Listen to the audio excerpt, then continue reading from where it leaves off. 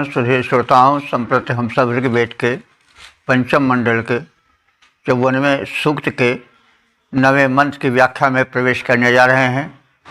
मंत्र दृष्टा श्यावाश आत्रे छंद जगति देवता मरुदगण। शीर्षक है मरुदगणों की सर्वत्र गमन क्षमता। अब संबंधित मंत्र का सर्वप्रथम सस्वर पाठ हो जाए। प्रभत्वदेयं पृथिवे मरुद्भ्यः प्रभत्वदेद्योद्भवति प्रजद्भ्यः प्रभत्वदेः पथ्या अन्तरिक्षाः प्रभत्वन्तः पर्वता देवदानवः। इस 9वें मंत्र में ऋषि ने यह बताया है कि मरुदवीर जो हैं वे सर्वत्र जाने में सक्षम हैं। उनका पथ न पहाड़ रोक सकते हैं, न पृथ्वी की विस्तृत भूमि रोक सकती है और न अंतरिक्ष ही उनके गमन पथ में बाधक हो सकता है। अंतरिक्ष की गलियां भी उनके लिए सुगम हैं। तो उनकी गमन क्षमता का विशेष रूप से इसमें चित्रण हुआ है। जीर दानवा, हे मरुदगणों, तुम जीर माने होता है शीघ्र ही, दानवा माने देने वाले हो, तो तुम्हारी उपासना जीवन में शीघ्र ही विजय प्रदान करने वाली है। हम सब जानते हैं कि जिसके शरीर में पवन का संचार जितना ही स्वस्थ, सुंदर और समृद्ध होगा, उसमें बल की उतनी ही मात्रा होगी। जब पवन का संचार शरीर में शिथिल पड़ जाता है तो शरीर में दुर्बलता का आना स्वाभाविक हो जाता है।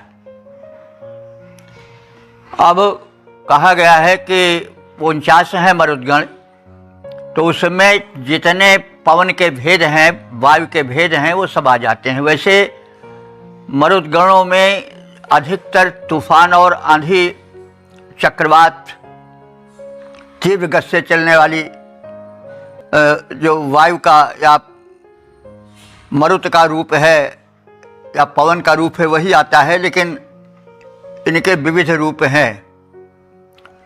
तो जीवन में विजय दिलाने के लिए जिसके पास जितना श्वास का बल होता है, जितना सही पवन संचार होता है, उतनी ही शक्ति होती है और शक्ति ही विजय दिलाती है। तो शक्ति के स्रोत मरुत हैं, वायुमंडल है, और इसलिए वे जीर दानव कहे गए हैं। शीघ्र जीवन युद्ध में विजय दिलाने वाले हैं।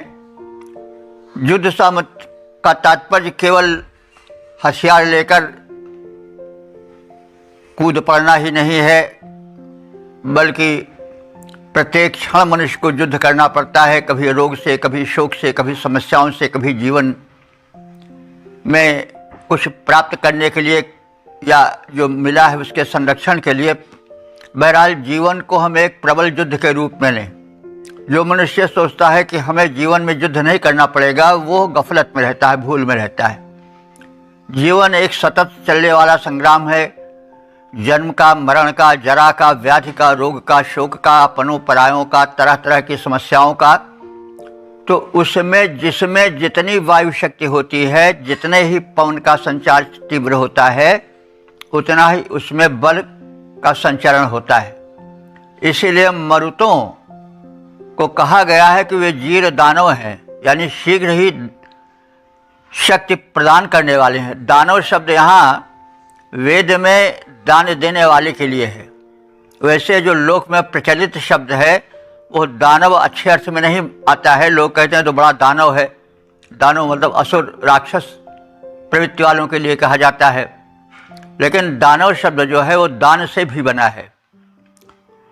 जो मनुष्य या जो शक्ति दान देती है वो दानव है। और ऐसे जो दानव वो हैं, महर्षि कश्यप की जो 5 पत्नियां थीं, उनमें से एक पत्नी का नाम दनु था, और उसी दनु से उत्पन्न हुए जो उनके पुत्र थे वो दानव कहलाए। तो वो दानव इस रूप में विगण्य है। तो ये जो मरुदगण है ये विजय प्रदान करने वाले हैं और अपनी अनुकूलता से, शक्तिमत्ता से जीवन युद्ध में शीघ्र ही विजय प्राप्त करा देने वाले। और इसी संदर्भ में मरुद की शक्तिमत्ता का कथन है। उनके वेग बल का उद्यापन प्रकाशन किया गया है और कहा गया है कि हे मरुदगणो, यम पृथ्वी, यह पृथ्वी, मरुदभ्यः, तुम मरुदवीरों के लिए प्रवतवती, प्रवतवती माने सुगमता से जाने योग्य है। यानी तुम सुगमता से इस पृथ्वी पर के प्रत्येक स्थल पर पहुंच सकते हो। पृथ्वी शब्द पर ध्यान दीजिए, ये पृथु से बना है। पृथु का अर्थ हुआ विस्तार। तो पृथ्वी पृथ्वी इसलिए कही जाती है कि इसका विस्तार बहुत अधिक है। किसी दिशा में चलते जाइए, कुछ और छोर मिलता ही नहीं। तो अपने विस्तृत होने के कारण इस भूमि को पृथ्वी कहा गया है। इसलिए हमारे यहाँ शब्दों का जो है वो एक नाप तौल के उसमें अर्थ समाहित किया जाता है।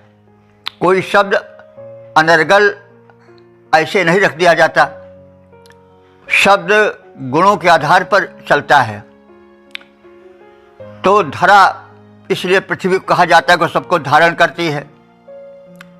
रसा इसलिए कहा जाता है कि उसमें भिन्न भिन्न रस रहते हैं, यानी पृथ्वी से ही तो जो है मधुर रस निकलता है, गन्ने का रस निकलता है। वहीं बगल खेत में मिर्चा बोया हुआ है तो उससे जो है वो कड़वा, कटु या तीक्ष्ण निकलता है। नीम है तो उससे उस प्रकार का द्रव्य, आंवला है तो कसैला। तो कहने का मतलब रसा उसको इसलिए कहा जाता है कि वो 60 रसों को अपने से निकाल कर संबंधित वृक्ष को या पौधे को या फसल को देती है। तो उसी प्रकार से हमारे यहाँ जितने नाम हैं वे सार्थक हैं।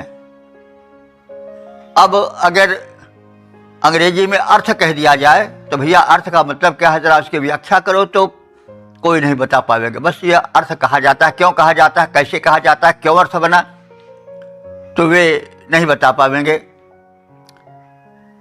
लेकिन हमारे यहाँ संस्कृत में जितने शब्द हैं उनकी व्युत्पत्ति की जाए कि भाई यह शब्द क्यों कहा गया, तो उसको बताया जा सकता है कि यह शब्द इसलिए कहा जाता है। तो पृथ्वी इसलिए है कि वह बहुत व्यापक विस्तार वाली है। तो हे मरुदगणों, तुम इतने समर्थ हो, इतने गतिमान हो कि यह व्यापक पृथ्वी भी तुम्हारे लिए छोटी पड़ जाती है। तो पवन जब चलते हैं तो सरसर सरसर उनकी गति इतनी तीव्र होती है कि पूरी पृथ्वी उन नाप लेते हैं। अगम नहीं रह जाती, उनके लिए सुगम हो जाती है। तो हे मरुतो, तुम्हारा वेग इतना प्रबल है, तुम्हारी गमन शक्ति इतनी सशक्त है कि अंतरिक्षा पच्छा, अंतरिक्ष की पच्छा माने गलियां भी तुम्हारे पहुंच के बाहर नहीं है। यानी पवन का संचार अंतरिक्ष में भी है। इस मामले में व्यापकता में मरुदगण बहुत आगे हैं। जहाँ कुछ नहीं पहुँच पाता, जहाँ सूर्य की किरणें नहीं पहुँच पाती, वहाँ भी हवा पहुँच जाती है, पवन पहुँच जाते हैं। तो देखिए ये सब देवता जो वेद के हैं, ये ऊपर से तो हमें भले जड़ दिखाई पड़े, लेकिन इनके भीतर एक शक्ति है, सूक्ष्म शक्ति है, वो वही है। तो उसको हम जड़ समझ करके उपेक्षित न करें। उनमें एक दैवी शक्ति है जो कि विचार से युक्त है, जिसमें कि सर्वज्ञता है, जिसमें कि चेतना है, जिसमें कि एक जागरूकता है, जड़ता नहीं है। तो उस यह बाह्य रूप है जिस झोंके का हम अनुभव करते हैं, वो पवन का या मरुत का एक बाह्य रूप है, लेकिन इसके पीछे एक सूक्ष्म रूप है जो चेतन है। उसी चेतन तत्व की प्रशंसा या प्रार्थना जो है वह ऋषि करता है, क्योंकि पवन पर ही या मरुत पर भी जीवन आधारित है। क्या वृष्टि, क्या शरीर का रक्षा, क्या श्वास, श्वास में पवन ही तो है। जब तक श्वास है तब तक आशा है, नहीं तो जीवन में मृत्यु की निराशा ही निराशा है। तो इसलिए हे मरुदगणों, तुम सर्वत्रगामी हो। क्या धरती, क्या गगन तुम्हारे पहुँच के भीतर सब हैं, सब तुम्हारी मुट्ठी में बंद हैं, कोई तुमसे दूर नहीं है। अंतरिक्ष की गलियों में भी तुम्हारा गमन होता रहता है और वे तुम्हारे लिए सुगम बन जाती हैं। प्रवत्वती माने सुगम। पर्वताः, ऊंचे ऊंचे पहाड़ जो कि राह रोके खड़े रहते हैं, हे मरुदगणों, तुम्हारे लिए भी वो नतमस्तक हो जाते हैं। तुम्हारी राह वो भी नहीं रोक पाते हैं। तुम पहाड़ों को भी लांघ करके जहाँ चाहते हो वहाँ चले जाते हो। तो पर्वत का अर्थ मेघ भी ऋग्वेद में है। तो मेघ जब छाए रहते हैं तो किसी को प्रवेश नहीं करने देते, सूर्य की किरण को भी रोक लेते हैं। लेकिन मरुदगण ऐसे हैं कि उनको भी जहाँ चाहते हैं तहाँ टहलाते घुमाते हैं। पवन के झोंके बिल्कुल काट देते हैं, बादलों के झुंड को उनको बिखरा देते हैं। तो इसलिए उनका सामर्थ्य और बल बहुत बढ़ा चढ़ा है। तो जिस सूर्य के वेग को, किरणों को यह पहाड़ की तरह छाए हुए मेघ दल रोक लेते हैं, वहाँ भी पवन या वहाँ भी मरुदगण पहुँच करके उन मेघों को जहाँ चाहते हैं वहाँ उड़ा देते हैं। तो इस तरह से उनकी शक्तिमत्ता का बोध यहाँ कराया गया है। हे मरुदगण, तुम सर्वत्रगामी हो। क्या शरीर, क्या पहाड़, क्या समुद्र, क्या सरिता, क्या बीहड़ भूमि, कहीं भी कोई भी ऐसा स्थान नहीं है जहाँ तुम्हारा गमन न हो सके। तो तुम्हारी गमन शक्ति प्रबल है, हम उसके आगे नतमस्तक हैं। तो यह भूमि मरुदगणों के लिए सुगम है। उन वीरों के लिए अंतरिक्ष पथ भी सुगम है। पर्वत भी उनकी राह नहीं रोक सकते हैं, वे भी सुगम हो जाते हैं। तात्पर्य है कि मरुद वीरों का बल अगम है, अथाह है, कोई स्थान उनके लिए दुर्गम नहीं है। मरुदवीर शीघ्र ही विजयश्री प्रदान कराने वाले हैं, क्योंकि मरुदगण ही शक्ति में शरीर का संचार करते हैं। सांस जितनी ही सधी होती है, बंधी होती है, उतनी ही ऊर्जा शरीर में आती है। तो मरुदवीर हैं, उनके लिए न दुर्गम कुछ रह पाता, नभ ऊंचा पर्वत सब का सब सुगम लंघ बन जाता। मरुदवीर उत्तम दानी हैं, उनके गुणगण गाओ, उनके सम्यक आराधन कर जीवन सफल बनाओ। ओम वेद प्रेमियों, सुधीर श्रोताओं, संप्रति हम सब ऋग्वेद के पंचम मंडल के 54वें सूक्त के 10वें मंत्र की व्याख्या में प्रवेश करने जा रहे हैं। मंत्र द्रष्टारी श्यावाश्य आत्रेय, छंद जगती, देवता मरुदगण हैं। शीर्षक है संगठित सक्रिय मरुदगण। अब संबंधित मंत्र का सर्वप्रथम सस्वर पाठ हो जाए। यन्मरुतस्य भरसस्पर्णरः सूर्य उदिते मदधादिवो नरः नभोऽश्वा अश्रथयन्ताः शिश्रतः सद्यो अस्याध्वनः पारपश्नुधा। इस 10वें मंत्र में बताया गया है कि 49 मरुद में परम संगठन शक्ति और मिलजुल कर कर्म करने की क्षमता रहती है। वे सहयोग और श्रम की प्रतिमूर्ति हैं। उन्हें कर्म क्षेत्र में यज्ञ में आवाहित किया जाता है, क्योंकि जो यज्ञ है वो केवल आहुति डालने तक ही सीमित नहीं रखनी चाहिए। प्रत्येक कार्य एक यज्ञ है और उस यज्ञ में शक्ति और सामर्थ्य की आवश्यकता होती है। शक्ति और सामर्थ्य कौन देता है? मरुद देते हैं। कहा जाता है तुम में दम हो तो आ जाओ। तो दम कब हुआ? जब शरीर में वायु का संचार होता है और मनुष्य दम साधता है, तब एक शक्ति संचरित होती है। तो मरुदगण शक्ति के केंद्र हैं। कर्म क्षेत्र में, यज्ञीय जीवन में उनकी परम आवश्यकता है। जिसमें जितना दम होता है, जो मरुद को जितना अधिक साधे रहता है, वह कर्म क्षेत्र में उतनी ही कुशलता प्राप्त करता है और उसे परिपूर्ण करने में सक्षम होता है। तो इसी आशय को इस मंत्र में अभिव्यक्ति दी गई है। मरुतः हे मरुदगणों, सब रसः, तुम बड़े सहयोगी जीवन को बिताने वाले हो। मतलब एक दूसरे से मतभेद तुम्हारा नहीं रहता है। सहयोग और संगठन के तुम प्रतिमूर्ति हो। 49 होते हुए भी तुम कभी एक दूसरे के विरुद्ध उठ खड़े नहीं होते हो। तो यह मनुष्य के लिए एक शिक्षा है कि वह भी एक संगठित जीवन बितावे, क्योंकि संगठन में बड़ी शक्ति होती है।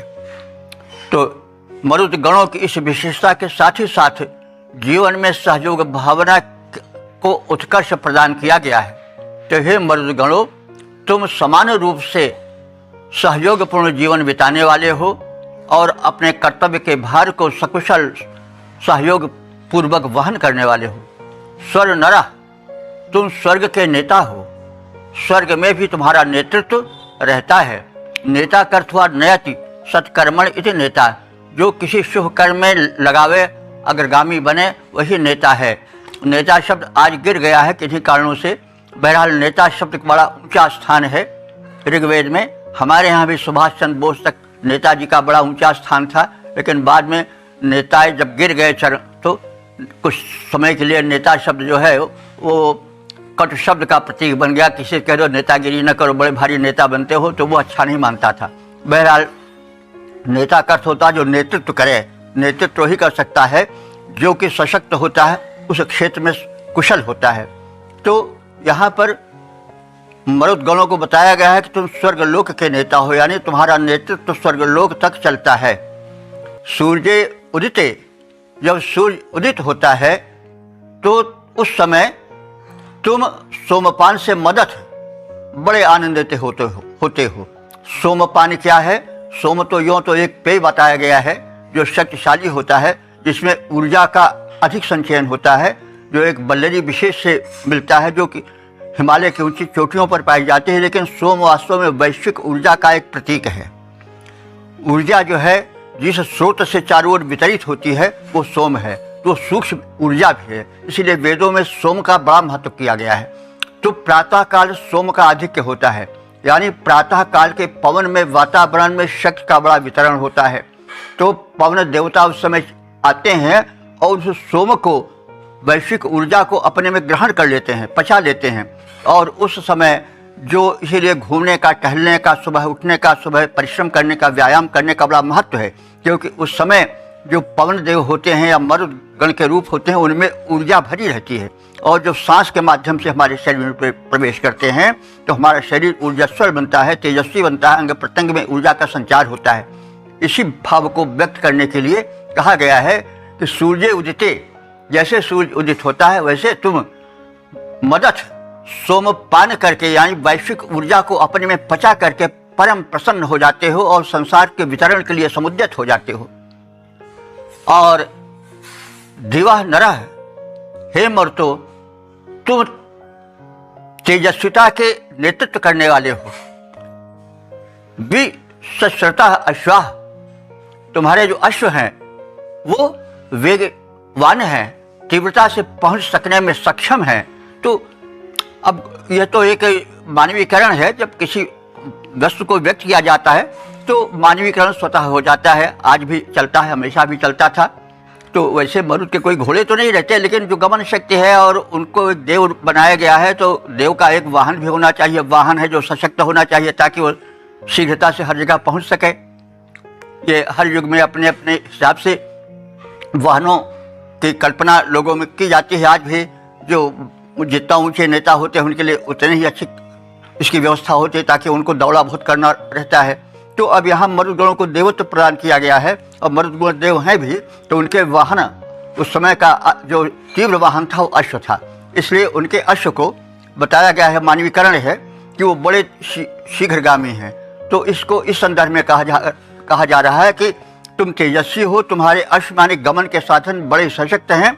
हमारा यज्ञ चल रहा है जीवन का यज्ञ कोई भी हो, चाहे आहुति डालने वाला हो, चाहे किसी श्रम या कर्म, पढ़ने लिखने, दौड़ धूप, व्यवसाय का जो भी हो, उसमें तुम पहुँचो, हमारी सहायता करो।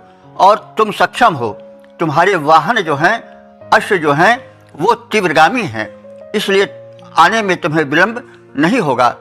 न अहश्रयंत, तुम तनिक भी नहीं थक सकोगे। शीघ्र आओ, सद्यः माने तुरंत ही आगमन करो। अस्य अध्वनः पारम, हमारे इस यज्ञीय मार्ग तक पहुंचने के लिए तुम्हें अब विलंब नहीं लगेगा। और अस्तु माने इसलिए आपसे प्रार्थना है कि अस्तुथ यानी शीघ्रतम ही हमारे इस जीवन यज्ञ में पधारो और हमारे सहायक बनो, हमें एक शक्ति, पराक्रम, एक ऊर्जा प्रदान करो। हे मरुदगणों, तुम परस्पर सहयोग भाव से समान रूप से मिलजुल कर कार्यभार को निपटाने वाले हो। हे मरुतो, तुम नेतृत्व करने वाले हो।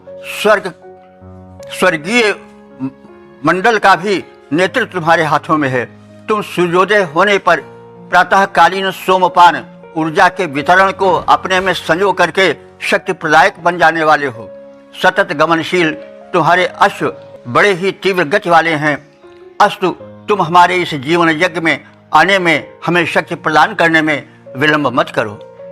यह ऐसी आपसे प्रार्थना है। मरुतों, मिलजुल कर तुम सब दायित्व वहन करते हो। मरुतों, मिलजुल कर तुम सब दायित्व वहन करते हो। स्वर्ग लोक के नेता हो, नेतृत्व भाव भरते हो। धावित अश्व तुम्हारे अनुदिन कभी न थकने वाले, उनसे गंतव्यों तक पहुँचो, अश्व न रुकने वाले। प्रातः सोमपान कर तुम अत्यंत मुदित होते हो। ऊर्जा से परिपूर्ण बने तुम शक्ति बीज बोते हो। ओम। वेद प्रेम सुधी श्रोताओं, संप्रति हम सब ऋग्वेद के पंचम मंडल के 54वें सूक्त के 11वें मंत्र की व्याख्या में प्रवेश करने जा रहे हैं। मंत्र दशा शिष्यावास आते, छंद जगति और देवता मरुदगण हैं। शीर्षक है वीर वेश में मरुदगणों का दर्शन।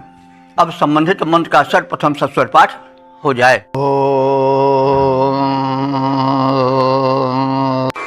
हंसेषु मरुष्टयः पक्षुखादयो भक्षस्व रुक्मा मरुतो रथेषु भाः अग्निभ्राजसो विद्युतो गभस्त्यो क्षिप्राशीर्षसु वितता हिरण्यजीः।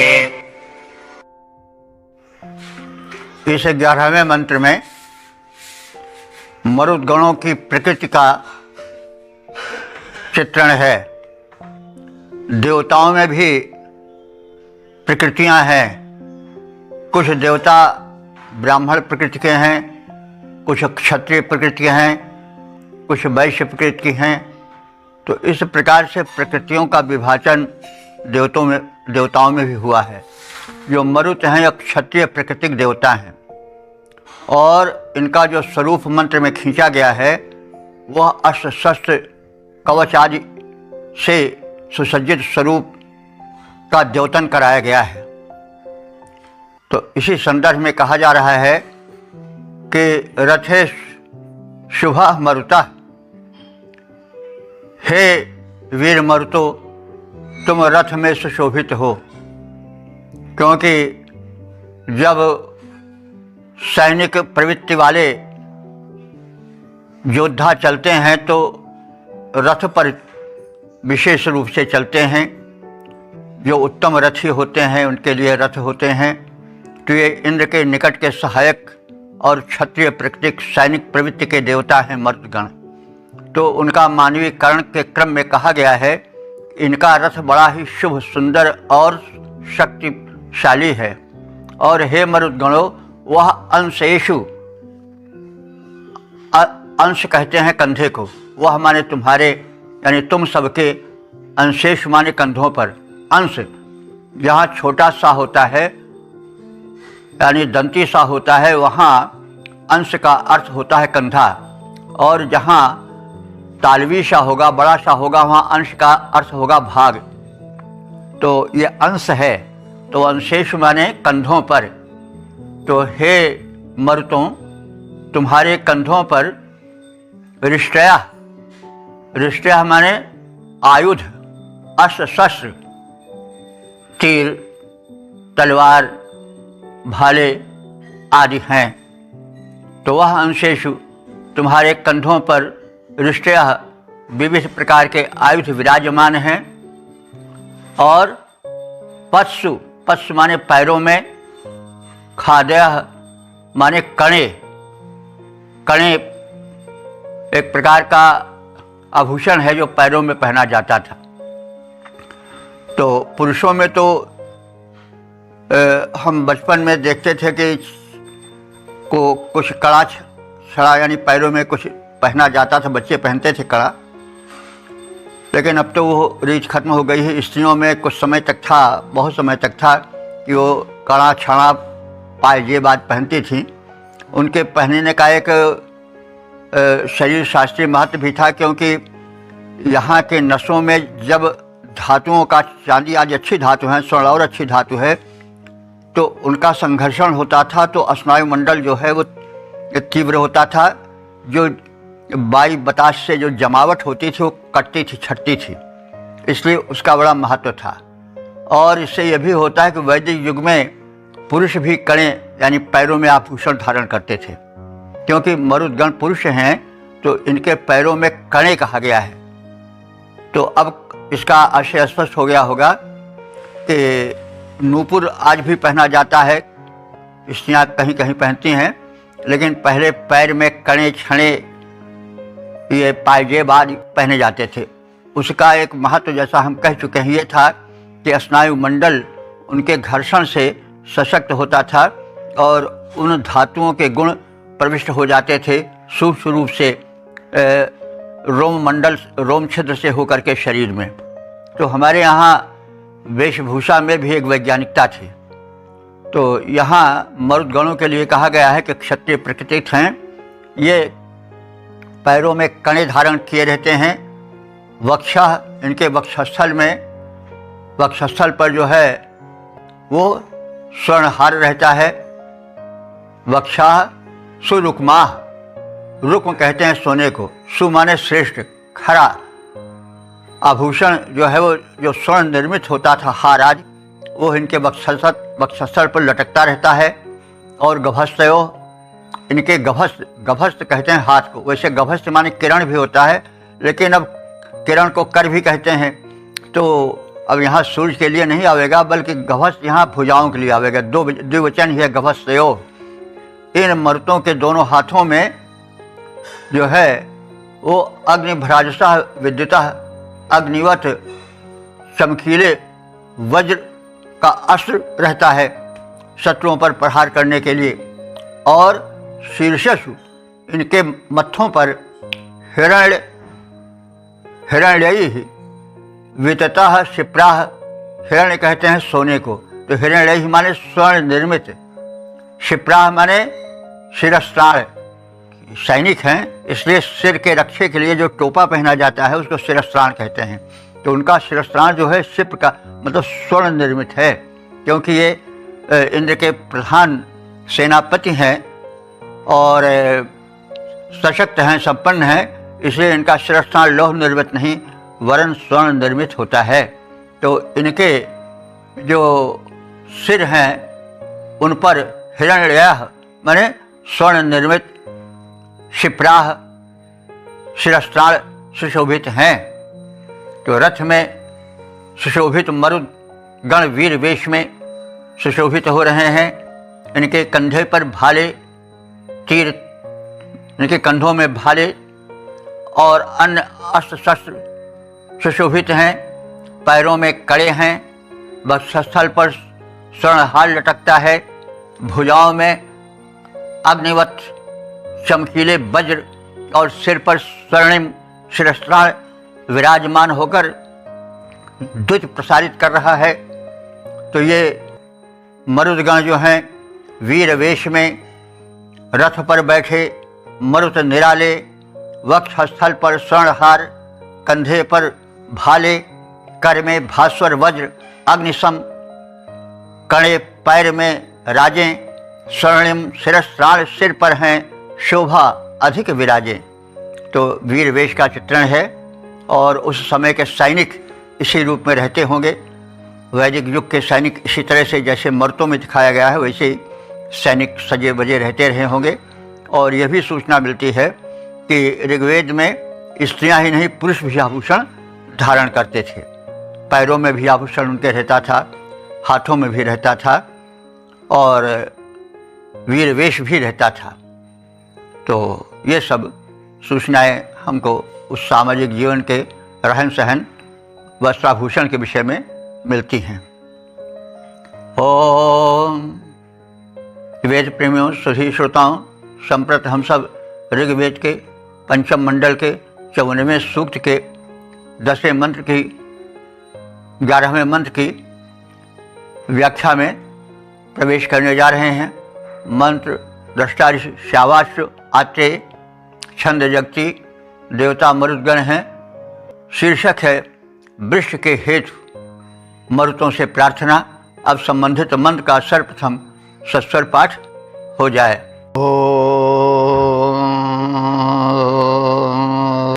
तन्नाकपर्यो अग्रभीतशोतिशम्भृषत्पिप्पलं मरुतो विधो अनुधात् समच्चन्द प्रजनातित्तिषन्त यत्स्वरं दिघोषं विततमृताजपाः। इस 12वें मंत्र में वृष्टि न होने से व्याकुल जनता की मरुतों से पुकार है कि वे अपने प्रभाव से शीघ्र ही बादलों को बरसाऊ बनावें, वृष्टि करावें। तो जैसा हम सब जानते हैं कि मरुद का जो ये वर्षा वाला रूप है, जिसे हम मानसूनी पवन कह सकते हैं, उसी का इसमें चित्रण है। जब मानसून का आगमन होता है और पवन का अनुकूल प्रवाह होता है तो वृष्टि होती है। किन्हीं कारणों से वृष्टि आकाश में मेघों के रहने पर भी नहीं होती, तो मरुतों के द्वारा जब मेघों का संचालन होता है, टकराहट की जाती है, विद्युत चमकती है, तो जो मेघों के भीतर भरी जलराशि रहती है वो वृष्टि बन करके धरती पर बरसने लगती है। तो उन्हीं सबका कथन इस मंत्र में है। वृष्टि हेतु व्याकुल जनता की पुकार है। अर्यः मरुता, अर्यः कहते हैं श्रेष्ठ अथवा गतिशील। तो हे पूजनीय, श्रेष्ठ गतिशील पवन मरुदगण, तम अग्रभीत शोचिसम, तुम उस अप्रतिहत तेजस्वी तेज को प्रकट करो। शोचिस कहते हैं तेज को। अग्रभीत माने जो कि अप्रतिहत हो, रोका न जा सके। तो अपने उस अप्रतिम अमोघ तेज को प्रकट करो। नाकम, नाक माने स्वर्ग होता है, लेकिन यहाँ आकाश से अर्थ लेना ज़्यादा ठीक होगा। तुम आकाश में से, रुषत माने तेजस्वी, पिप्पलम माने मेघों में भरे जल को। पिप्पल, पिप्पल वैसे तो हम सब जानते हैं कि एक वृक्ष का नाम है, और पिप्पल वृक्ष के गोदे को भी कहते हैं। पिप्पल, पीपल को भी कहा जाता है, पिप्पली, लेकिन यहाँ पिप्पल जो है वो मेघस्थ जल के लिए प्रयुक्त हुआ है।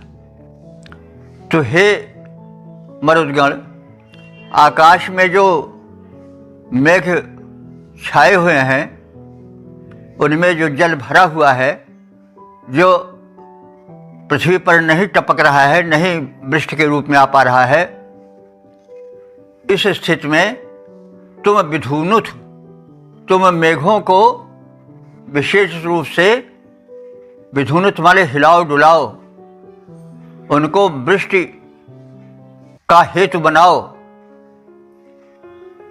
और वृजना अपने बलों का सम अत्यंत एकत्र कर, उनका संगठन कर, उनको संचित कर वृष्टि में मेघों को विजीर्ण करने में लगाओ, वर्षाऊ बनाने में लगाओ। अति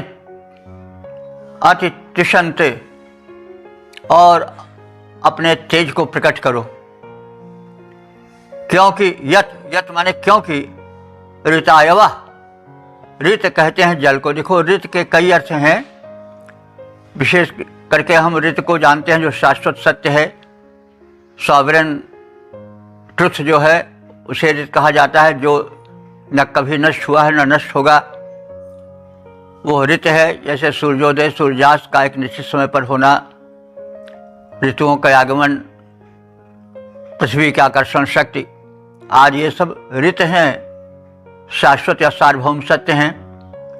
ऋत यज्ञ को भी कहते हैं, क्योंकि यज्ञ भी एक सार्वभौम सत्य है। यज्ञ के बिना जीवन नहीं चल सकता, कोई यज्ञ ना करे तो वो बात अलग है, लेकिन उसका जीवन भी बिना यज्ञ के नहीं चल सकता, क्योंकि यावत कर्म है सब यज्ञ ही हैं। शुभ कर्म होंगे तो शुभ फल मिलेगा, अशुभ होंगे तो अशुभ होगा, और प्रकृति में तो नित्य यज्ञ चल ही रहा है। सूर्य जो हैं वो किरण दे रहे हैं, प्रकाश दे रहे हैं, ऊर्जा दे रहे हैं, तो वो भी उनका यज्ञ है, निस्वार्थ भाव से प्रदान है। पवन चल करके, मेघ भी वर्षा करके, और मरुद भी वृष्टि में सहायक हो करके, ये सब यज्ञ ही कर रहे हैं। तो अब यहाँ ऋत का अर्थ यज्ञ और सार्वभौम सत्य न होकर के ऋत का अर्थ है जल।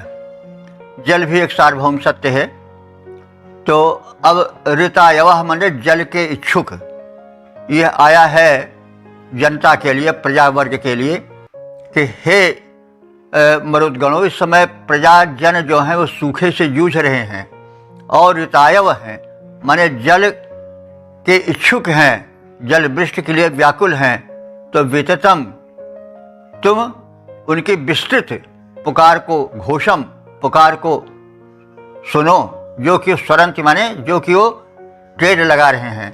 तो जो जनता विततम घोषम स्वरंती, व्यापक रूप से पुकार कर रही है, उद्घोष कर रही है वृष्टि हेतु, हे वृष्टि के नियामक या वृष्टि के कारणभूत मरुत, तुम उसे सुनो और वृष्टि करो। हे पूज्य वीर गमनशील मरुतों, उस अबाधित तेजस्वी आकाश से मेघों को आंदोलित करके, तेजस्वी जलों को आंदोलित कर वृष्टि कराओ। इस कार्य हेतु तुम अपना संगठित बल दिखाओ, अपने तेजो बल को प्रकट करो, क्योंकि जलेच्छुक जनता पर्याप्त जल हेतु उद्घोष कर तुम्हें पुकार रही है, तुम्हें निहार रही है। तुम उनकी पुकार को सुनो और प्यासी धरती की प्यास बुझाने हेतु मेघों को आंदोलित कर वृष्टि कराओ। और यह कृषि प्रधान देश भारत की प्यासी धरती की प्यास बुझे। पूज्य वीर मरुतों, मेघस्थ नीर को आंदोलित कर दो, ओजस्वी उज्ज्वल जल वर्षण से भूतल भर दो। एतदर्थ जल इच्छुक जनता विकल पुकार रही है, बल अपना मिलकर दिखलाओ, तुम्हें निहार रही है। ओम वेद प्रेमियों सुधीर श्रोताओं, संप्रति हम सब ऋग्वेद के पंचम मंडल के 54वें सूक्त के 13वें मंत्र की व्याख्या में प्रवेश करने जा रहे हैं। मंत्र दृष्टा श्यावाश आत्रे छंद जगती, देवता मरुदगण हैं। शीर्षक है अक्षय धन वैभव की मरुतों से कामना। अब संबंधित मंत्र का सर्वप्रथम सस्वर पाठ हो जाए। युष्मादत्तस्य मरुतो विचयदशो राजस्यामरथ्यो वयस्वतः भजोजुच्छति दिश्यो यथा दिवो स्मेरारन्दमरुतः सहस्रिणम्। इस 13वें मंत्र में मरुदगणों से अक्षय धन वैभव की कामना की गई है।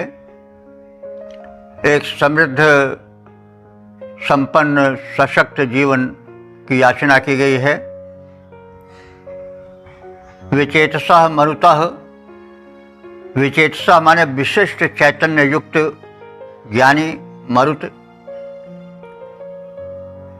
युष्मा दत्तस्य, युष्मा माने तुम सबके द्वारा, दत्तस्य माने दिए गए, वह स्वतः अन्न से युक्त हो हम सब, वह स्वतः माने अन्न वाले हो जाएं। तो तुम्हारी कृपा से जो वृक्ष हुई है उस वृक्ष से हम विशिष्ट अन्न धन वाले हो जाएं। और राया ऐश्वर्य युक्त होकर के, रई माने धन होता है, राया माने बहुवचन है, अनेक प्रकार के धन धान्यों से हम, ऐश्वर्य से हम युक्त हो जाएं। और रक्षा माने रथ पर चलने वाले बन जाएं। रथ पर चलने का मतलब हुआ कि उत्तम वाहन वाला होना। तो हर व्यक्ति चाहता है कि हमारे पास उत्तम वाहन हो।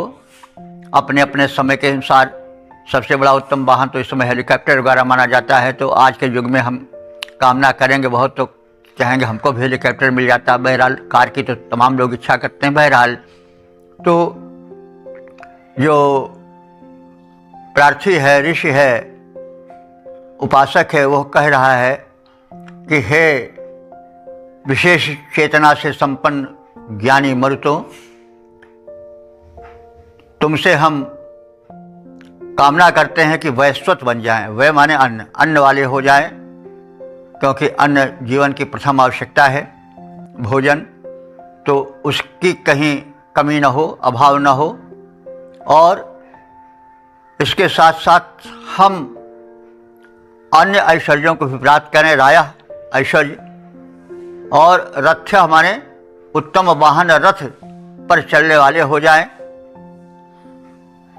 मरुतः, हे मरुदगणों, अस्मै माने हम सब उपासकों को, यह माने जो, दिवः तिष्यः यथा, दिवः माने आकाश, और तिष्यः माने तेजस्वी नक्षत्र। तो आकाश में जो तेजस्वी नक्षत्र हैं, जो कभी अपनी द्युति को, अपने स्वरूप को समाप्त नहीं होने देते हैं, यानी नक्षत्र तो अनंत काल से चल रहे हैं। कभी वे न वृद्ध होते हैं, न कभी शक्तिहीन होते हैं। उनकी चमक जैसे पहले थी वैसे आज भी है।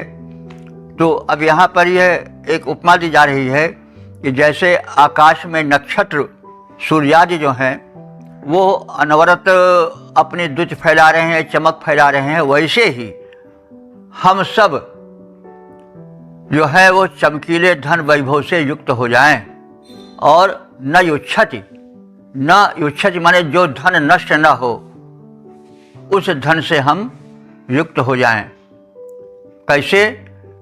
जैसे आकाश में चमकने वाले सूर्यादि नक्षत्र हैं, उनकी द्युति सदैव पूर्वोत बनी रहती है, वैसे भी हमारा जो धन है उसकी चमक दमक जो है, उसकी जो दीप्ति है, वो कभी कम न हो, नष्ट न हो।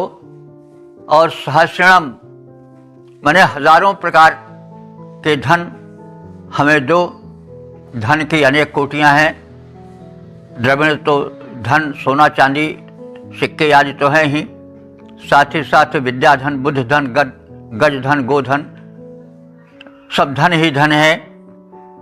तो इसीलिए सहस्रणम माने जो 1000 प्रकार के धन हैं वो हमें दो, क्योंकि सब कुछ मिला लेकिन स्वास्थ्य धन न रहा तो सब बेकार। Health is wealth. अगर हमें परिवार का सुख न मिला तो भी सब बेकार धन। सहयोग न मिला तो भी बेकार। तो जितने धन का अर्थ होता जो धन्य कर दे वो धन है। तो हमें जितने धन्य बनाने वाले धन है वो सब प्रदान करो। विद्या धन, बुद्धि धन, सद्बुद्धि, संगठन, मेल जोल, सहयोग और जितने धन की कोटियां हैं जो सहस्रों माने हजारों प्रकार की हैं, उन सबको हमको प्रदान करो और रारंत उन सब के द्वारा हमें संतुष्ट करो कि हम में कोई ऐसी तृष्णा न रह जाए जिससे हम एक अभाव में जीवन जी सकें। हम संतुष्ट संपन्न जीवन चाहते हैं। हे मरुद्गणों, आप समर्थ हो, हमें उन्हें प्रदान करो।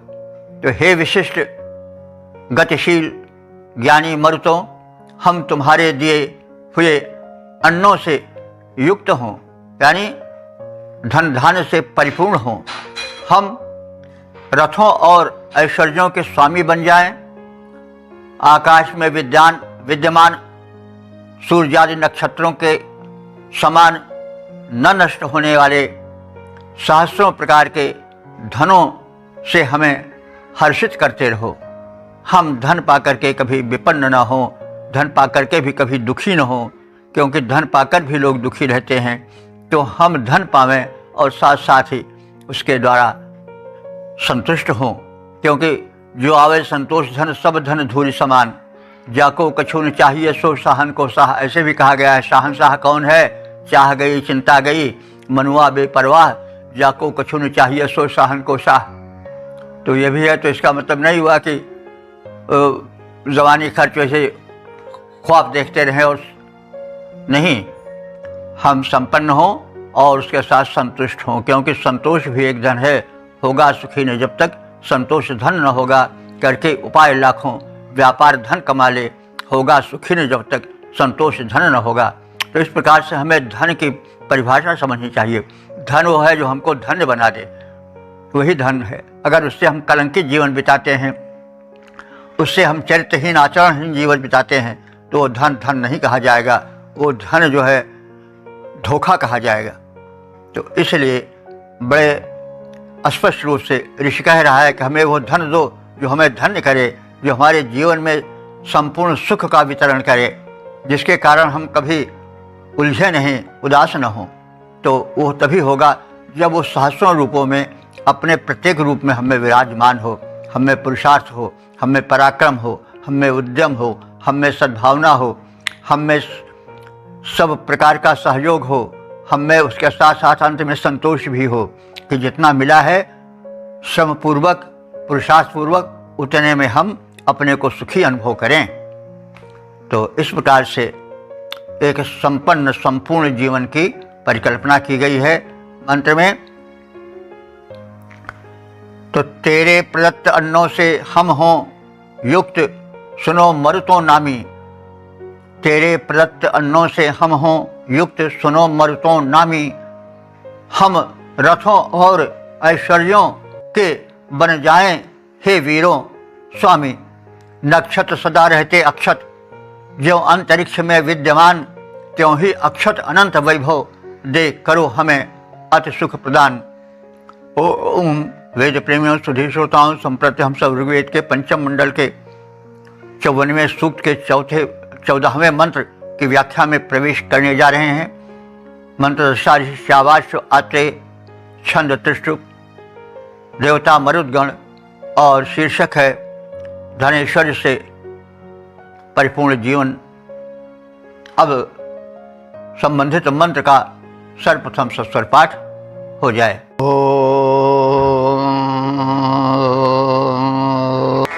योजं प्रलिम्बरतस्पारहवेदं योजं ऋषिमवथसामविप्रन् योजमरवन्दं भरताय वाजैः योजं दत्थराजानं सृष्टिवन्तम्। इस 14वें मंत्र में मरुद गणों की उदारता का कथन है। उनके द्वारा राजा से रंक तक सब संरक्षण पाते हैं। उसी संदर्भ में प्रार्थी आराधक यह कह रहा है कि हे मरुदगणों, तुम हमें अस्पृहणीय धन वैभव पुत्रादि से समृद्ध करो, हमें उत्तम वाहन दो, जैसे तुमने राजाओं को पोषण दिया है वैसे हमें भी पुष्ट करो। तो मरुत, हे मरुद वीरो, यूयम, तुम सब ने अस्पृहम वीरम, अस्पृहणीय वीरों से युक्त, वीर का अर्थ पुत्र भी होता है।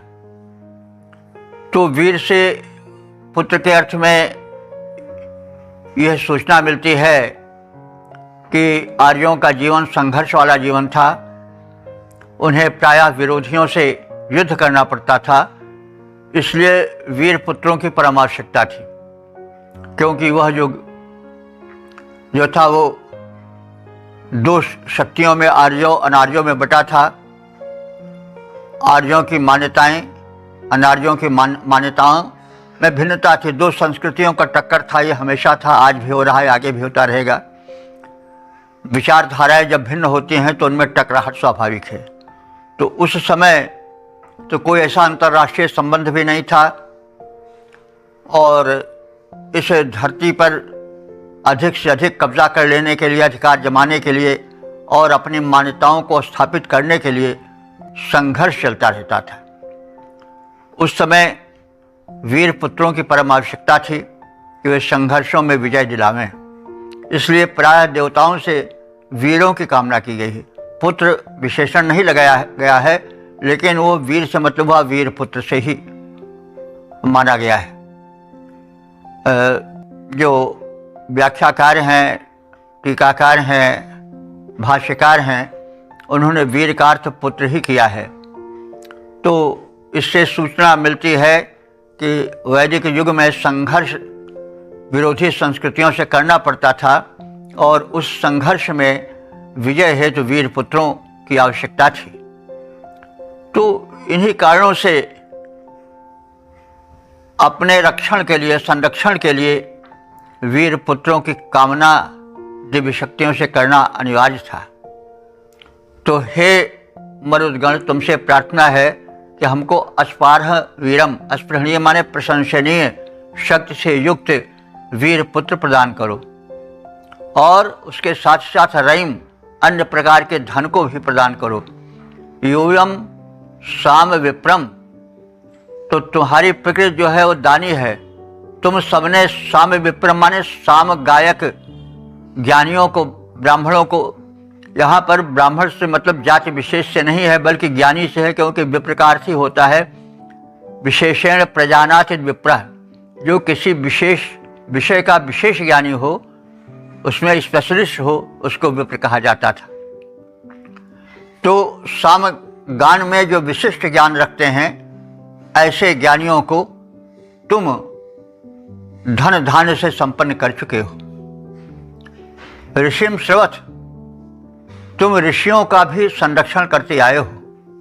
यूयम, तुम सब हे मरुतों, अरवंतम बाजम, हम सबको, अरवंतम बाजम माने अरवन कहते हैं घोड़े को, अरवन, और शायद अरव, इसी अरब शब्द से अरब देश भी बना होगा, क्योंकि अरबी घोड़े बड़े प्रसिद्ध होते हैं। तो इसीलिए अरवन शब्द घोड़े का भी एक पर्यायवाची है। तो हमको उच्च कोटि का अश्व दो, अरवंतम, हमें उच्च कोटि के अश्व दो। वाहन के लिए वह परम आवश्यक है, अपनी समृद्धि के लिए, अपने वैभव प्रदर्शन के लिए उसकी परम आवश्यकता है। वह दिव्य वाहन हमें अश्व दो जो उच्च कोटि का हो। अरवन उच्च कोटि के अश्वों को कहते हैं।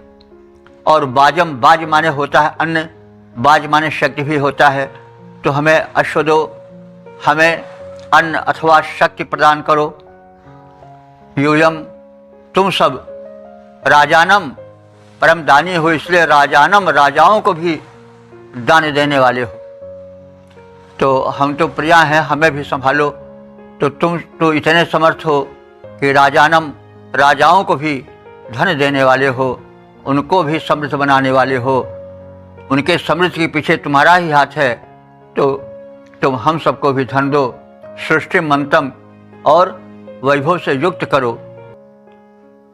धत्थ माने धनादि को धारण करा करके हमको पुष्ट बनाओ, क्योंकि तुम राजाओं महाराजाओं को भी धन देने वाले हो, उनको पोषण देने वाले हो। हम तुम्हारी उस शक्तिमत्ता से, उस उदारता से वंचित न रहें।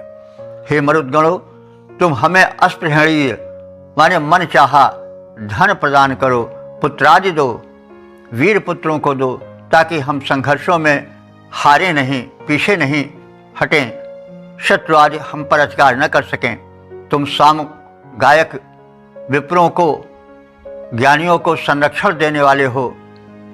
तुम प्रजाओं का भरण पोषण करने वाले, राजाओं को भी धन देने वाले हो, अश्व देने वाले हो, ऐश्वर्य देने वाले हो, अन्न से भली प्रकार पुष्ट करने वाले हो। तो उसी प्रकार से तुम हमें भी अश्व, ऐश्वर्य और अन्न धन आदि से पुष्ट करो।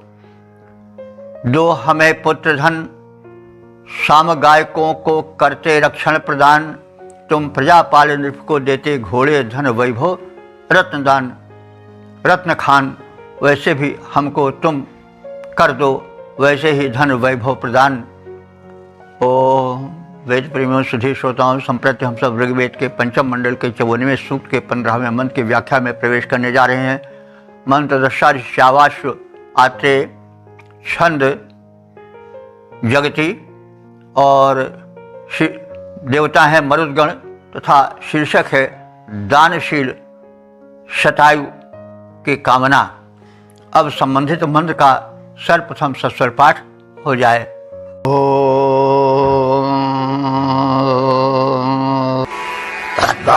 तद्वाजामित्रविणं सद्य ऊतयोजेनास्वा अर्णततनामन्वेन्द्रधे इदं सुमे मरुतो हर्यथामचोजस्य तरे मतनसा शतं हिमाः। इस 15वें मंत्र में, जो कि समापन का मंत्र है, यह बड़ा ही सारगर्भित मंत्र है। इसमें आराधक मरुद्गणों से याचना करता है कि वे हमको समृद्धि दें, संपन्नता दें, उसके साथ साथ ही हमें दानशीलता भी दें। और जैसे सूर्य प्रकाश वितरण करता है हजारों हाथों से, वैसे ही हम जो आप प्रचुर रूप में प्रदान कर रहे हो, उसको प्रचुरता के साथ हम वितरित कर सकें और इस प्रकार से हम एक आदर्श जीवन बिता सकें। तो यह एक बड़ी दिव्य भावना है। धन, देखिए, आर्य जीवन जो है वो बड़ा ही धन्य है, वह बड़ा संतुलित जीवन है। वह अकिंचन जीवन, अभाव रहित जीवन नहीं चाहता है। वह चाहता है कि उसका जीवन निरीह न हो, दरिद्रता से भरा हुआ भिक्षुक जीवन न हो, उसके पास धन हो, समृद्धि हो, लेकिन वह लोकहित में लगाने की बुद्धि से भी युक्त हो। हम धन पावें, उससे ही साथ साथ उदारता भी पावें। और इसी का अभाव आज के संसार में है। आज का संसार शोषण प्रधान है और इसी शोषण के कारण दुख भी व्याप्त है। लोभ वृत्ति बड़ी भयंकर वृत्ति होती है। लोभ ग्राह धनुजेश क्रोध। लोभ को घड़ियाल बताया गया है। घड़ियाल की नट्टी नहीं होती, सीधे निकल जाता है। तो लोभ जो है वो बड़ा कष्टकर और व्यक्ति के व्यक्तित्व को, अस्तित्व को समाप्त कर देने वाला होता है। तो इसलिए धन के साथ साथ उदार वृत्ति भी मांगनी चाहिए। और आज का संसार इसीलिए कराह रहा है कि धन का असमान वितरण है। सोचा जाए तो प्रभु के दिए हुए धन इतने हैं विकीर्ण धरती पर, भोग सकें जो उन्हें परस्पर कहाँ अभी इतने नर। अभी जनसंख्या कुछ नहीं है, धन का असमान वितरण है। तो इसलिए प्रभु के दिए हुए सुख इतने हैं विकीर्ण धरती पर, भोग सकें जो उन्हें परस्पर कहाँ अभी इतने नर। और इस विषय में एक प्रसंग हमको और याद आ रहा है कि लोभ वृत्ति जो है वह किस प्रकार से संसार में अभाव प्रकट करती है।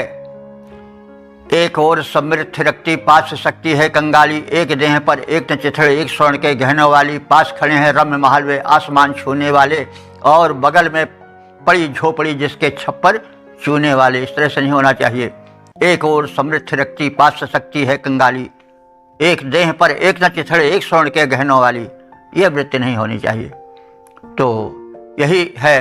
तो साकेत की प्रारंभिक पंक्तियां हमको याद आ जाती हैं।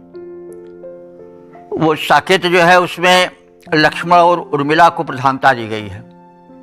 तो उर्मिला जो है सितार बजा रही है, लक्ष्मण आते हैं धनुष की टंकार करते हैं। उर्मिला कहती है कि तुम पुरुषों की यह बड़ी कमी होती है कि जब देखो तब धनुष से टंकार लगाते रहते हो। अरे इस सितार, इस मंजीर, इस संगीत की ध्वनि में भी तो रमण करो।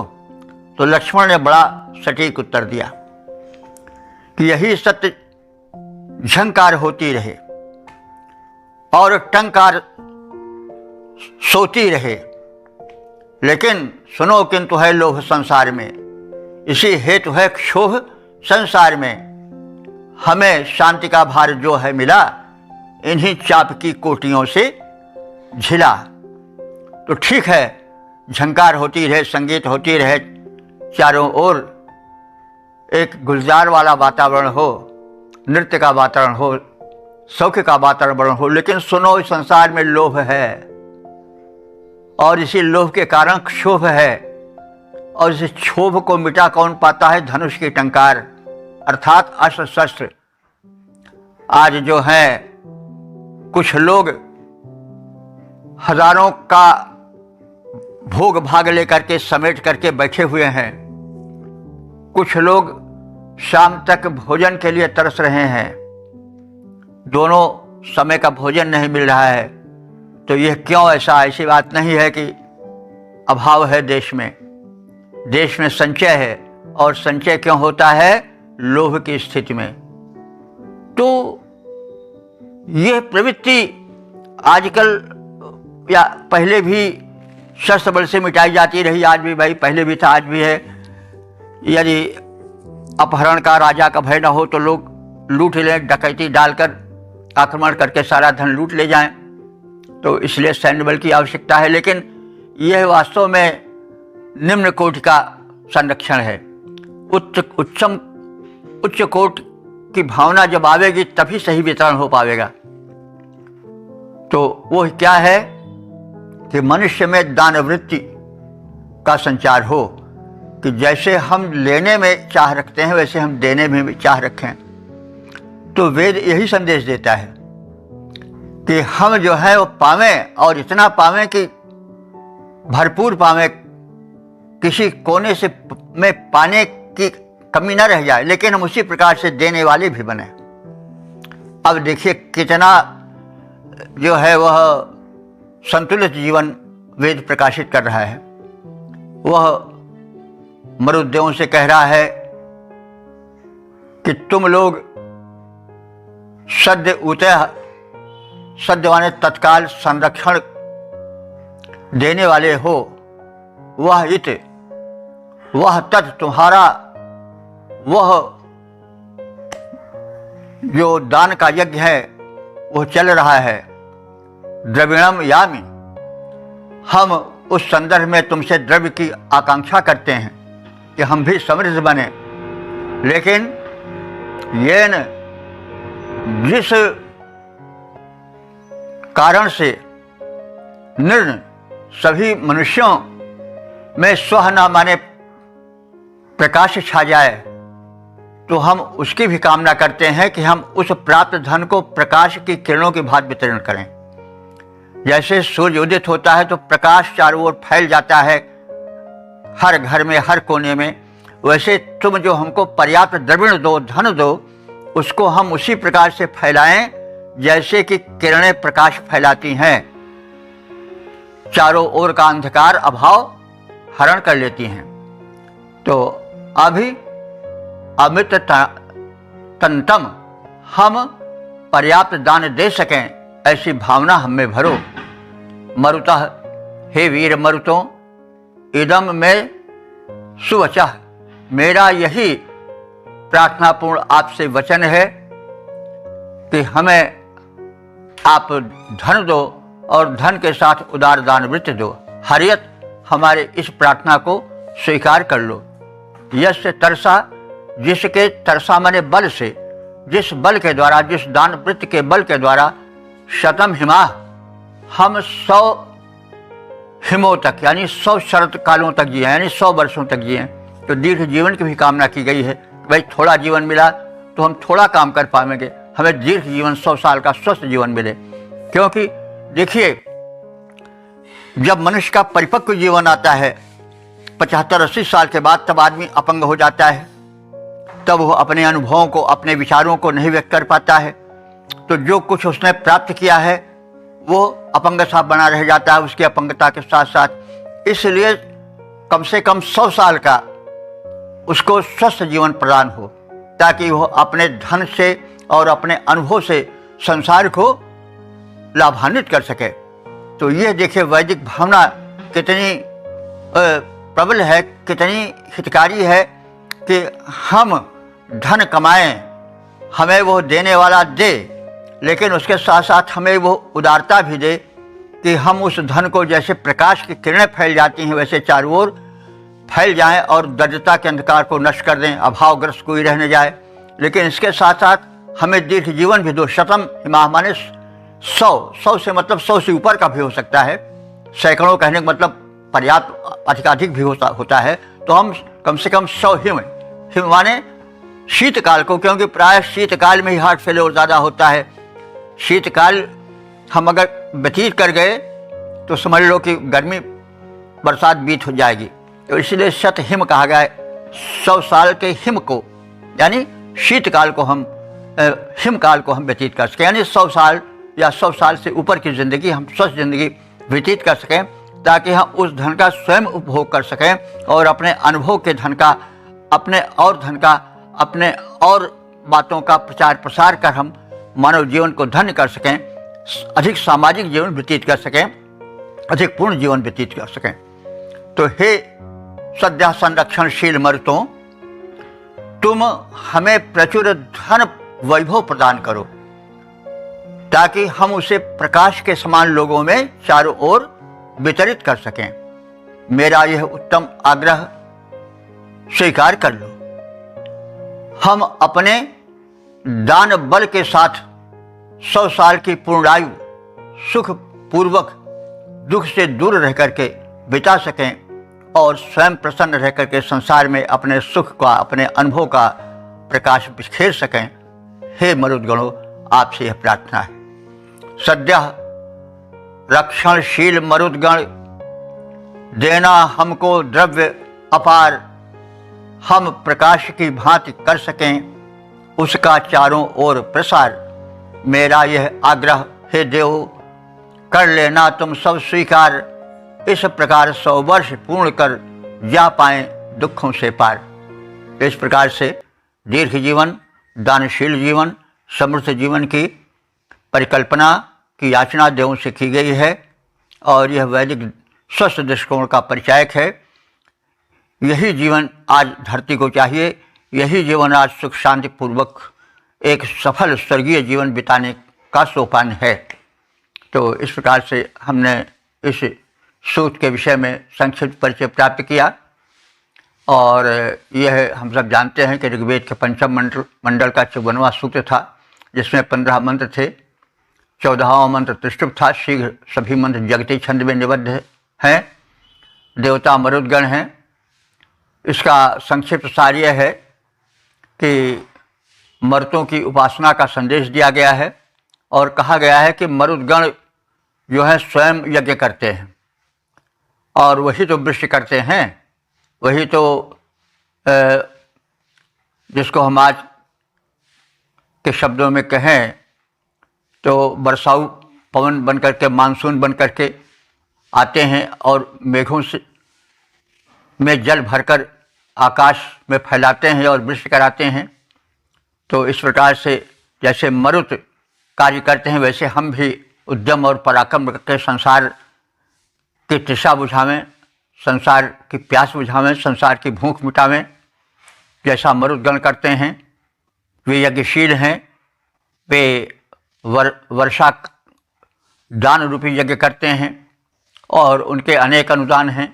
वे जीवन में संरक्षण देते हैं। मरुदगण ही चारों ओर फैले हुए हैं। वे उनकी गति अबाध है। वो जल थल और नभ में सभी और संचरणशील है। सभी और अपने अनुदानों को वितरित करते हैं। वृष्टि के वे प्रधान सहायक हैं। कृषि प्रधान देश में वृष्टि का बड़ा महत्व है, जिसके संचालक सहायक मरुदगण हैं। वीर मरुद जो हैं क्षत्रिय प्रतीक देवता हैं। उनके स्वरूप का भी चित्रण किया गया है और उनके रूप में वैदिक युग के वीर सैनिक का एक प्रारूप प्रस्तुत किया गया है। यह भी हम सब ने देखा है, सुना है इस मंत्र में, इस सूक्त में। और मरुतों से अनुकूलता की प्रार्थना की गई है, क्योंकि मरुत अनुकूल होते हैं तो हमें वृष्टि आदि का और जीवन के संपन्नता की प्राप्ति तो होती ही है। साथ ही साथ मरुत जो है भिन्न भिन्न रूपों में सर्वत्र फैले हुए हैं। मरुत का यों तो रूप क्षत्रिय का है। अंधड़, तूफान, चक्रवात आदि से उनका विशेष लगाव है, लेकिन वह मरुत सुखकर रूप में शरीर में भी हैं, प्राणवायु के रूप में भी हैं। और वे जब सबल रहते हैं तो हम जीवन यज्ञ सफलतापूर्वक संपन्न कर सकते हैं। हम शुभ कर्मों को कुशलता से निपटा सकते हैं। तो इसलिए उनके उपकार की, उनके शुभागमन की सदैव मनुष्य को चिंतना करनी चाहिए। उनसे सम शक्ति मांगनी चाहिए। उनसे सैनिक क्षमता मांगनी चाहिए। उनके द्वारा हमारे समाज के सभी वर्ग सशक्त हों, संपन्न हों, अपने अपने क्षेत्र में कुशल हों, यह कामना करनी चाहिए। और वीर पुत्रों की कामना करनी चाहिए, ताकि वे सैनिक बन करके संसार को राक्षसी आक्रमण से, राक्षसी अपहरण से बचा सकें। और सुवृष्टि की प्रार्थना तो की ही गई है। और साथ साथ अंत में बड़ा जो है वो सुंदर मंत्र का प्रस्तुतिकरण हुआ है, जिसमें संपन्न समृद्ध जीवन की कामना की गई है। साथ साथ एक दानशील जीवन की भी कामना की गई है और उसके साथ साथ शतायु, एक दीर्घ स्वस्थ जीवन की भी कामना की गई है। तो यह वैदिक जीवन का एक खाका है, एक सांचा है, जिसमें हम अपने को ढाल लें तो फिर संसार में न संघर्ष रह जाएगा, न संसार में नरक रह जाएगा, न संसार में अभाव रह जाएगा। तो हम लोग सुनते आ रहे हैं और वैदिक धर्म संसार का सबसे प्राचीन धर्म है, इसमें दो मत है ही नहीं है। और यह मानव मात्र के लिए है। इसके संदेश बड़े उपयोगी हैं। और यदि यह सांचा वेद मंत्र का प्रस्तुत किया जाए, इसका प्रचार प्रसार हो जाए, तो हमारा जीवन, हमारे समाज के जीवन, राष्ट्र का जीवन और विश्व का जीवन अगर इसमें ढल जाता है तो फिर संसार में न अभाव रहेगा, न संसार में भेदभाव रहेगा, न संसार में द्वेष रहेगा, न संसार में किसी प्रकार का संघर्ष रहेगा। और सब मनुष्य साथ साथ रह करके संगच्छध्वम संबद्धध्वम समो मनांसि जानताम, समान चिंतन से युक्त होकर के आगे बढ़ेंगे। क्योंकि मनुष्य को अभी बहुत कुछ प्राप्त करना है। धरती तो एक छोटा सा ग्रह है। इसकी अगर देखा जाए ब्रह्मांड में, तो जैसे समुद्र के तल पर तमाम रेत बिछे हुए हैं, तो उनमें से एक रेत के बराबर यह धरती मुश्किल से है। तो इस धरती में अभी कितना वैभव भरा हुआ है हम नहीं जान सके हैं, कितना सोना चांदी रत्न है अभी नहीं पहचान सके हैं, क्योंकि निरंतर रत्न मिलते ही रहते हैं। रत्न का मतलब हुआ कि कीमती वस्तुएं, खनिज आदि। तो फिर यह ब्रह्मांड जो व्यापक ब्रह्मांड है, यहाँ तो ऐसा भी कभी कभी समाचार मिलता है कि ऐसे भी तारे या नक्षत्र हैं कि उनकी भूमि रत्नों की बनी हुई है, हीरे जवाहरात से बनी हुई है। वो पूरा पिंड हीरे का बना हुआ है। तो यह तो सूर्य की किरणों का और जो योग है पंचभूतों का, उन्हीं के एक आनुपातिक संतुलित मेल जोल से तमाम धातुएं बनती हैं। तो अभी तो अनंत ब्रह्मांड है, इसमें न जाने कितना कितना सुख भरा हुआ है, जिसकी हम कल्पना कर ही नहीं पाते कि कितना कुछ है अभी इस ब्रह्मांड में। तो हम आपस में उलझे हुए हैं, केवल पेट और प्रजनन तक अपने को सीमित किए हुए हैं और उसी को जीवन मान ले रहे हैं कि कुछ बैंक बैलेंस बढ़ा लें, चाहे अपहरण करके ही बढ़ावें, चाहे नैतिक पतन के रूप में बढ़ावें, चाहे घूसखोरी या चोरी चमारी से ही बढ़ावें, लेकिन किसी न किसी तरह से हम धनी हो जाए, बस इतने तक मनुष्य अपने को जीवन में मतलब अपने को संकुचित कर चुके हैं। तो मनुष्य को चाहिए कि अब आगे बढ़े, वो अनंत की ओर यात्रा करे। तो इसकी शिक्षा वेदों से मिलती है। वेदों में अर्थ का काठिन्य है, दुरूहता है। हम भगवत कृपा से उस दुरूहता में प्रवेश करने की चेष्टा कर रहे हैं। तो यदि इससे लाभ मिलता है तो हम अपने को धन्य मानेंगे। और हम प्रार्थना यही करते हैं कि आप सब वेद मंत्रों को सुनें, समझें, प्रचार प्रसार करें, अपने जीवन को धन्य बनावें और संसार के दुख द्वंद्व का हरण करें। और यही जीवन है। जीवन केवल खाना पीना श्वास लेना ही नहीं है। किम अधिकम। ओम सर्वे भवन्तु सुखिनः, सर्वे सन्तु निरामयाः, सर्वे भद्राणि पश्यन्तु, मा कश्चित् दुःखभाग् भवेत्।